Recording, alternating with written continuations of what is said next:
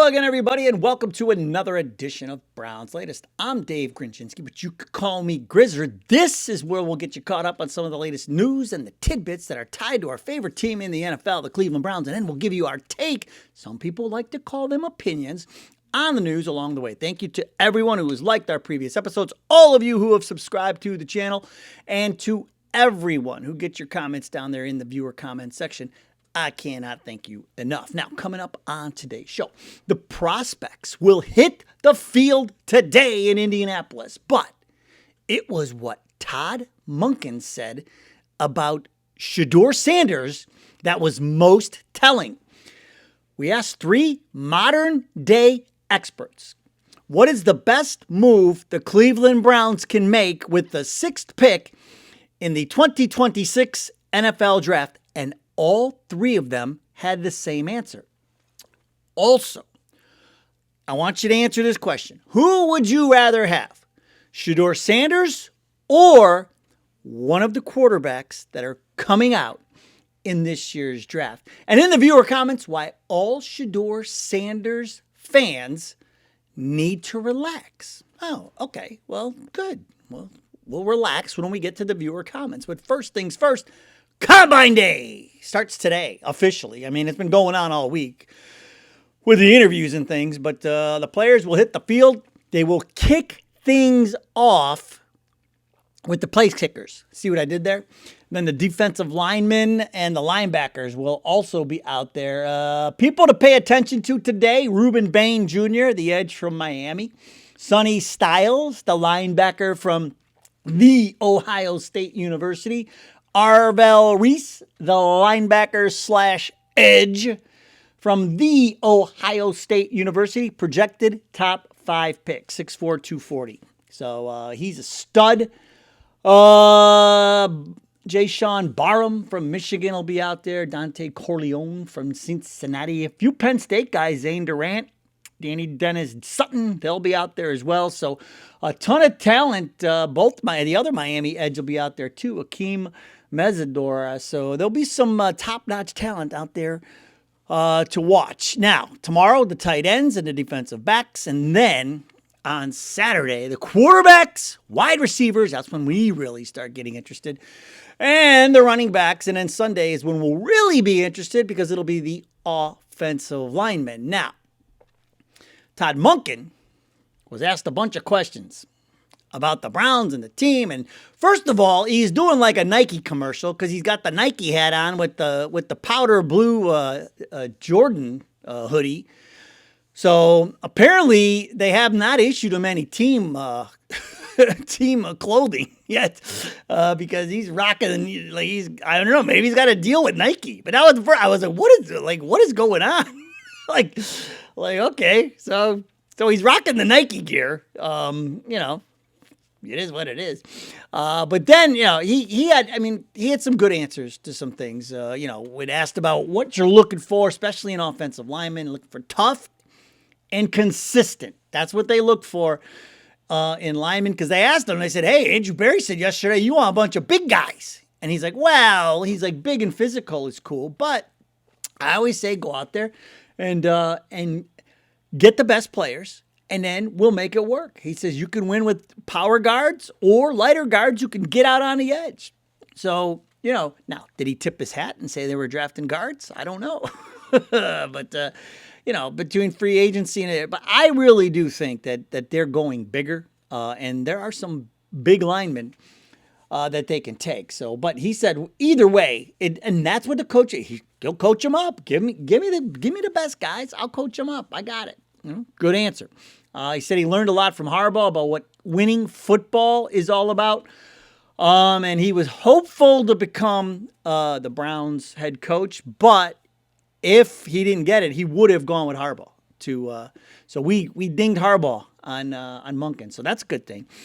Not begged, but he said he asked Petonio already to come back. I guess Petonio was in the building. And so that's still out there with Petonio. I think they'll settle that relatively quickly once the new league year starts because they got to make moves. And they can't be, you can't be sitting there waiting for Petonio to make up his mind. He's going to have to tell him something. Because once once the tampering window opens on the 9th, I mean, they got to know who they can go after. So we'll know that.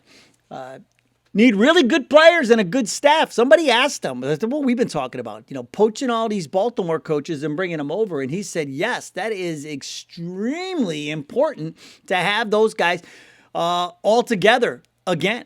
And then even, there are a couple of them who he worked with in Tampa or whatever. And, the terminology and things might be a little bit different, but they all work together. So they all know how to work together because they've worked together in the past. So even the coaches we didn't get from Baltimore, they have a relationship with Monken, and that's huge. One of the things that I thought was really interesting is, they're like, okay, so what are you going to do? Are you just going to run your Ravens offense over? And he's like, well, he goes, you are what you are. He goes, but the Ravens are in our division, so we're going to play them twice. So we're going to have to change some things up, whether it's calls or, they can't go carbon copy. But he said, you are what you are. So that, if you have watched Baltimore's offense for any length of time over the last 3 years, you kind of know where we're going to go. And that's why I keep saying Isaiah Bond. There's just think of Baltimore's offense and think of the players that we have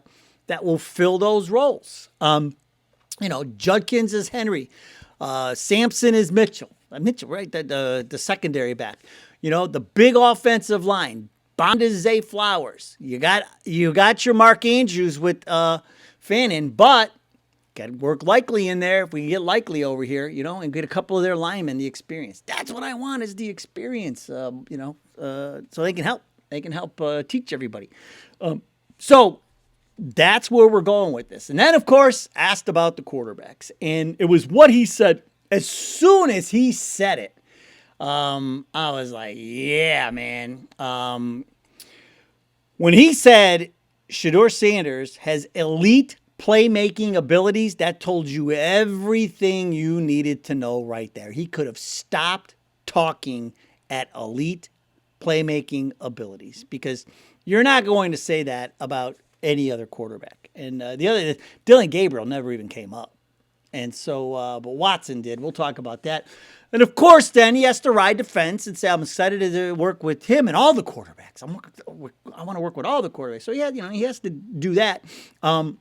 He says it's too early. You can't just say he needs to. There's not enough tape, and he needs to be able to see Shedeur in person and work with him and make sure he's picking up what he's putting down. There's a lot that he has to go through yet, but he hopes to make a decision on QB1 by the time training camp starts. So we're not going through all this nonsense and quarterback competitions and all this stuff, but he would prefer to have a starter named by the time training camp. Oh boy, I do too. Wouldn't you? Like, gosh, that would be so nice.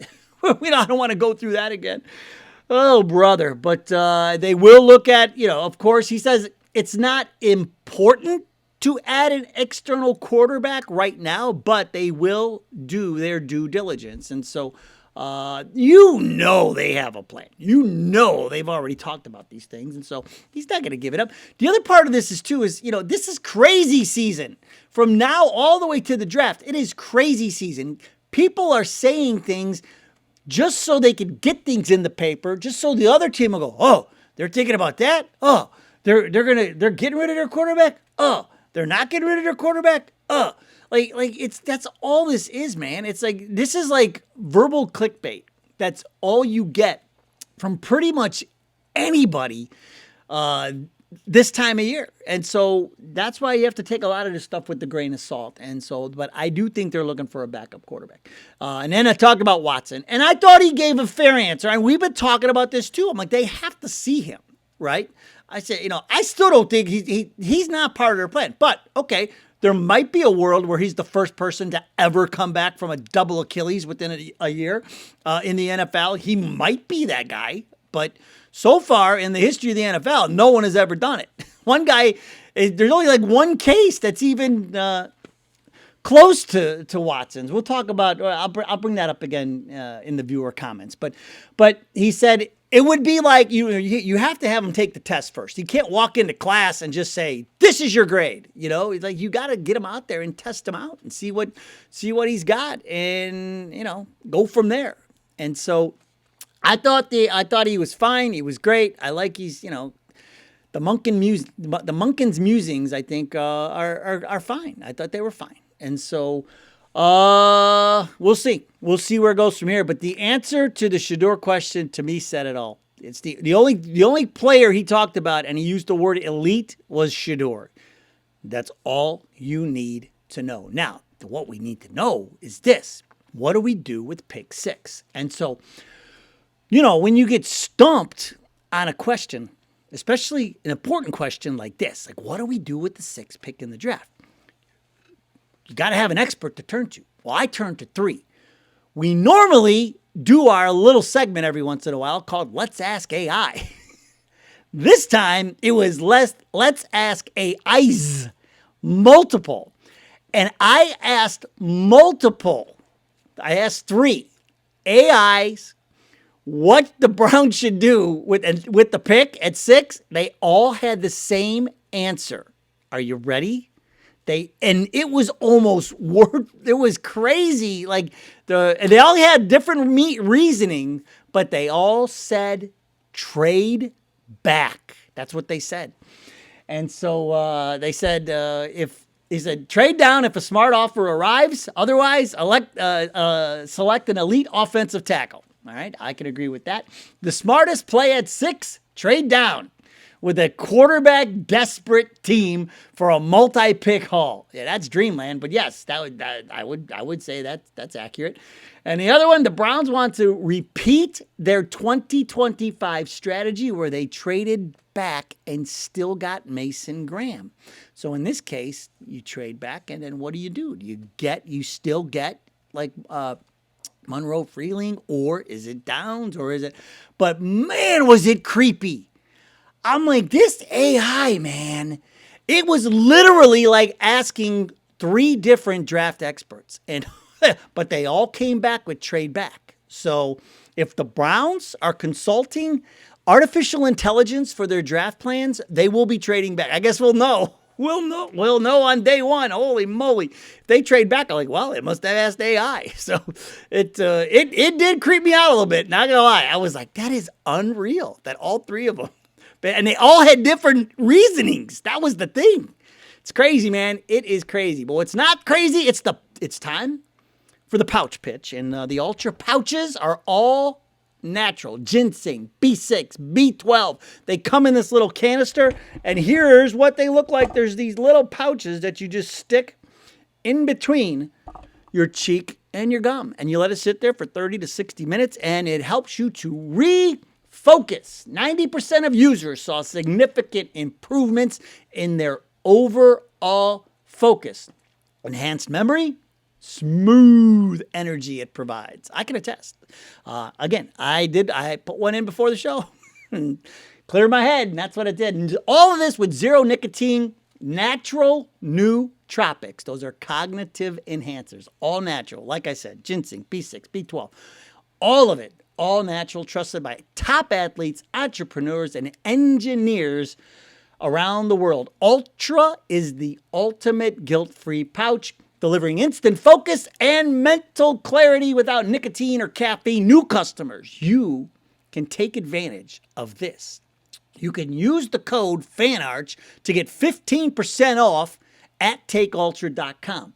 That's takeultra.com. Use the code FANARCH to get 15% off. After you purchase, they'll ask you, how did you hear about the Ultra pouches? And if you can, please support our little show and let them know that the Browns latest and FANARCH sent you over there to them. So the pouch pitch is in. Ultra, 3 flavors: cool mint, wintergreen, tropical. I did tropical before the show. Love them all. They all taste great. Regain your focus with the pouch and get 15% off with the code FANARCH. Now, moving on. Everybody's wondering, are the Browns going to take a quarterback in this draft? And one name that keeps coming up is Ty Simpson. And somebody asked about Ty Simpson, asked Coach Monken. And Monken said, well, I tried to recruit him when I was at Georgia. I said, I went to his house, sat with his family. Talked to his dad. His dad went to Southern Miss. They hit it off. It was great. All that, So he's real happy that he went to Georgia and bided his time and then finally got his shot. And now here he is going to have an opportunity to play in the NFL. The sense I got from Monken was loved visiting with his family, loved all that. But as he talked, it felt like he was waning on the excitement was waning. Where I don't know if he is he's that high on Ty Simpson as other people might. Now, you have to say stuff like that because you want teams to, if somebody's going to offer you a bag to move up to 6, you have to do those things. Now, here's the thing.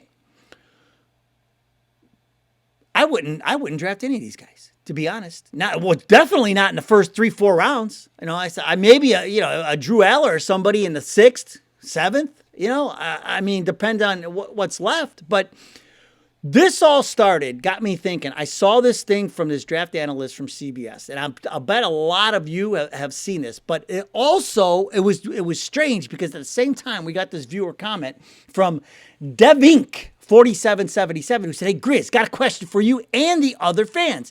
In your personal opinion, how does this draft class in quarterbacks ranked to what we had last year?" Answer that in a second. Secondly, how does Shedeur rank to you to what's on the board this year? And I don't know if Devrink knew that this was out there, but Emory Hunt, the draft analyst for CBS Sports, was asked about that. He was asked that same question. He said there is not a quarterback that he would take over Shedeur in this draft. He goes, not even Fernando Mendoza, not even Mendoza. He says, I have a higher grade on Shedeur than I did on anybody in this draft class. And I'm telling you, Devrink and Emory Hunt, I completely agree with you. And here's why. This is how I ranked them. I got Shedeur 1 because he edges out the field because of the pro reps. I mean, in a thin class, he's got professional experience. And like Todd Monken says, he's got the elite playmaking ability that you'll look for in a QB1. And so, Mendoza, all the rest of these guys are unproven. They are completely unproven. I mean, yeah, he's the consensus top pick. He'll go number 1, but I mean, no guarantee that he's going to turn into anything. And then there's Ty Simpson in third, strong arm and accurate, but I mean, again, limited experience. I mean, he is plus Alabama quarterbacks outside of Jalen Hurts. I mean, even Tua has faded off now. Like, Alabama quarterbacks don't have a great history in the NFL. It's just like Florida quarterbacks. Remember Florida quarterbacks? They used to all be good, like Warfel and all those guys. Man, and they get to the pros and they do nothing. And then look at a tie for 4th. And I couldn't come out. I was like, all these guys, to me, they're just guys. Nussmeier, Chambliss, Carson Beck, especially, I mean, undersized. I mean, like, they're solid in college, but they got injury, turnovers. I mean, it's like, what are you going to do with that? And so this is what I keep saying, and why I've been trying to get all Browns fans to lean into Shedeur Sanders, because we are in such a great spot for the first time in so long to have a quarterback going into the season, especially in a draft year where there really are no quarterbacks. We are blessed for once, finally, something worked out for us to have Shedeur and be able to kick the tires on Shedeur and see where it goes. I mean, you couldn't have scripted it any better. And so there's nobody in this draft that interests me as a QB1. And I would say what could happen is, maybe draft a rookie, like, not Simpson, but I think Aller's like a little farther down on the list of these quarterbacks because they think he's a project. And like I keep saying, he's from here. And so somebody like that, if you got a Huntley in here, so Shedeur, Huntley is the backup, and then an Aller as your third quarterback, if you could get like a 5th-round pick or something for Dylan Gabriel. But it remains to be seen. There's a lot to play out, but there is nobody in this draft. And I'm with Emory Hunt. Like, I'm with you, man. There is nobody I would take over Shedeur at this point. Another thing I would never take over anything are the viewer comments. And we will start today with JIY777. It's like a slot machine, 777. JIY says, yep, Filele is a beast. Now listen, we had like, it was like 50-50 on Filele. Like everybody, like for every, yeah, I like Filele. We got Filele stinks, so I'm gonna give you one of each. So Filele is the Baltimore Ravens right guard, who's tied for like the biggest human in the NFL. He's 6'8", 380, and tied with Trent Brown we talked about him yesterday, and he's a free agent, and he's from Baltimore, and I want him to come over here too for his experience on the line. And I mean, I didn't say he was the best free agent available. I said he would be I didn't say he was the best get. I said he was the biggest. There's a difference. I want his experience. But JIY777 says, yep, Filele is a beast. Dude would protect Shedeur so well. And so I told him, I go, well, if you want, I'm like, I could go pick him up and bring him here and help him look for houses in Strongsville if you need me to. I would be happy to do that. But then just the girl, we got this is the battle of the sevens, because we got JIY777 and then just the girl 007 who says Daniel Filele is terrible, in capital letters, terrible. He's like, he plays right guard and had Lamar running for his life all season. He said, Grizzer, you need to watch more football. Well, the one team that I would never spend any time watching is the Baltimore Ravens, just a girl, because Baltimore stole our team and I can't stand Baltimore. So I would never watch the Baltimore Ravens. So you could tweak that a little bit and say you need to watch more Ravens football, and I will tell you that'll never happen. The Ravens are one of my teams. This is just a girl. The Ravens are one of my, so I watch all of their games. He is BFN, big for nothing. He says like every left tackle on the Browns this past season, literally on the field, going in circles and protecting no one. I was hoping the Ravens didn't re-sign him, and I pray to God Andrew Berry's watching the tape and does not sign him in Cleveland just because he's big. You do not want him on this team. Well, if that's the case, I'm sure Monken has seen the tape, so Monken will know. But from an experience standpoint, like I don't think you can beat what he would bring. But my number one pick from that Baltimore offensive line since day one has been Ty Linderbaum. We've got to get Linderbaum in here. But I appreciate the knowledge, just a girl, because you're going to have to, anything Baltimore Ravens, you will have to tell me, because I know this is my knowledge of Baltimore. I want to beat Baltimore twice every year. That's it. That's my knowledge of Baltimore. Every single year, I want to beat the crap out of them twice. So that's that. Steve Jackson, 3041, says Watson has become injury prone in his short career, from ACL to Achilles, from collarbone to shoulder. A quarterback is only special until he loses whatever it is that makes him special. I don't know if he's lost it yet. That's what I'm saying. With this Achilles, what made Watson special was his escapability and his legs. And if he can't, he's been compromised, man. The mobility has been compromised. That's what all the studies showed. And so, there's only one other case that even comes close to what Watson has gone through. There's one other guy who played in the NFL who did tear his Achilles in the same leg twice, but Jason Peters, who was he's a lineman with the Eagles way back in the early 2000s.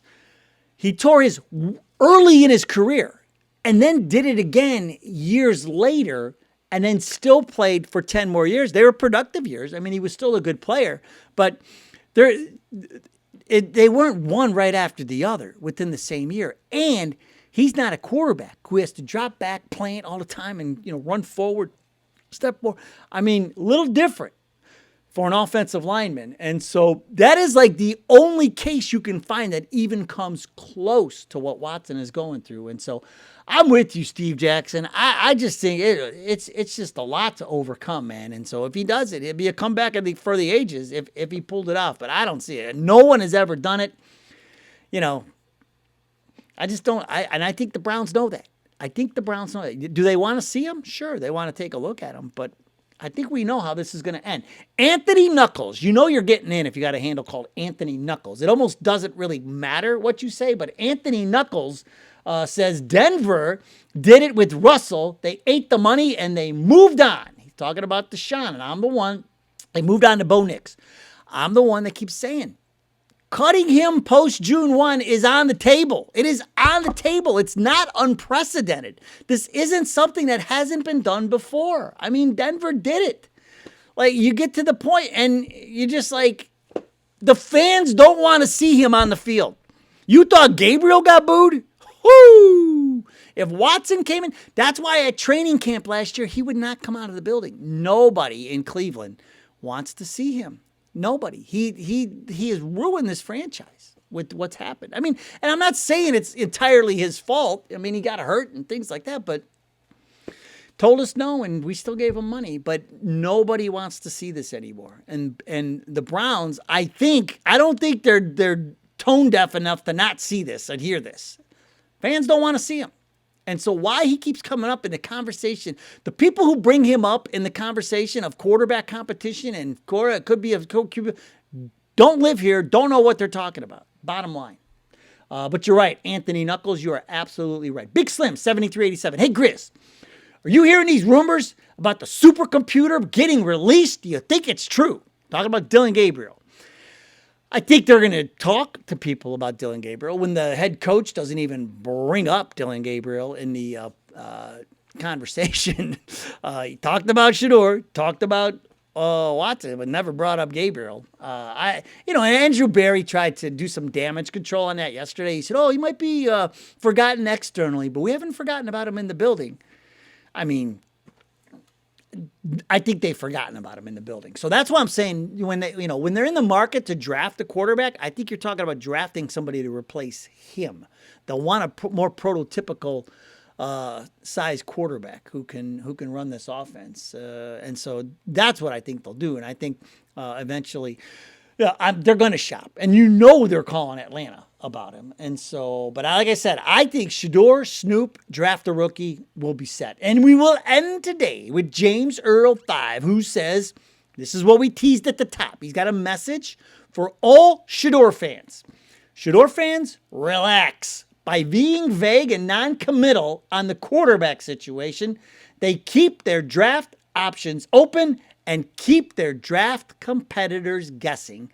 And I could not have said it better myself. Remember, this is crazy season. A lot of things are going to be said. Verbal clickbait. It's going to be flying everywhere. So everybody just sit back, block it out, wait for March 9th. We'll see what happens with free agency. Then comes the draft, and we'll see where we're at in the middle of April. We'll see where it all plays out and go from there. There's still a long way to go. All right. Thanks for joining us. Really appreciate it. We'll take a look at the linebackers and everybody today. We'll give you our thoughts, and then we'll look forward to the weekend. Go Browns! We'll see you next time.